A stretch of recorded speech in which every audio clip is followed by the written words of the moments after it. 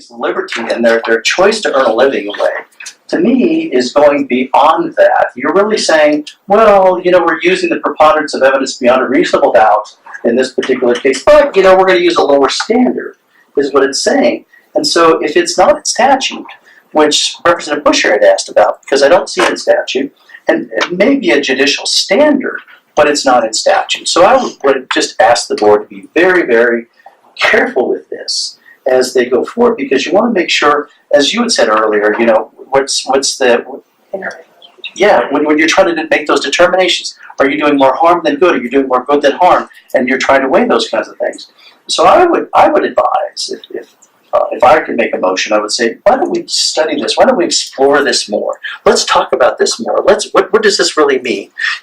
Let's bring out which justice said this. How did the rule come about? Let's explore this more before you just want to put it in rule. That would be my recommendation.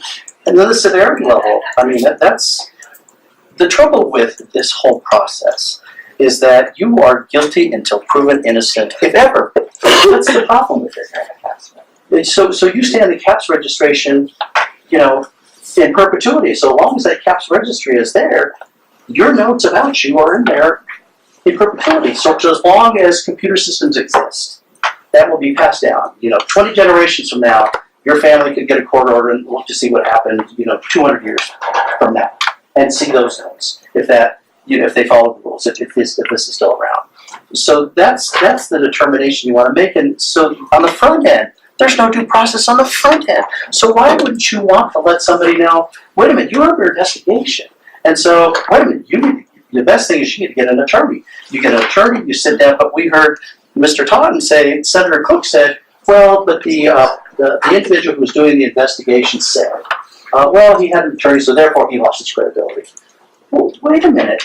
Doesn't everybody have a right to counsel? And correct me, counselors. Am I wrong? Quite a personal privilege. Could you address the board and not the audience, please? Well, yeah, but you kept referring to them, so that's why I'm pointing to them, because if you're using them as counsel to back up your statement, that's why I think it's important to bring these points up.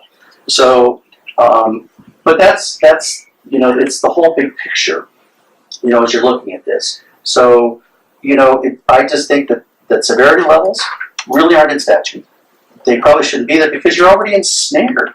We hear if there's an allegation made against you, how do you go through the due process before they get to the substantiation piece part? You should have a right that's a whole process in itself, not after the fact. So then you try to figure out how do you make the determination that it didn't occur? Well, that could be done during the process of the investigation.